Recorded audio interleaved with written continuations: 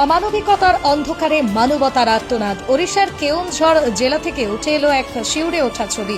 মাত্র 19,300 টাকা, একজন প্রান্তিক মানুষের সারা জীবনের সঞ্চয়।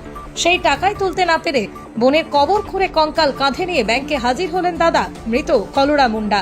গত 26শে জানুয়ারি তাঁর মৃত্যু হয়। এরপর দাদা জিতু মুন্ডা বারবার ব্যাংকে গিয়ে অনুরোধ জানান, কিন্তু প্রতিবারই একই উত্তর, ডেথ সার্টিফিকেট ছাড়া টাকা তোলা যাবে না। নিরক্ষর জিতু বুঝতে পারেননি এই কাগজপত্রের জটিলতা। তিনি শুধু বলেছিলেন, আমার বোন আর বেঁচে নেই, কিন্তু সেই কথা কেউ শুনল না। অবশেষে অপমান আর অসহায়তার চরমে পৌঁছে জিতু নিলেন এক শিউরে ওঠার সিদ্ধান্ত।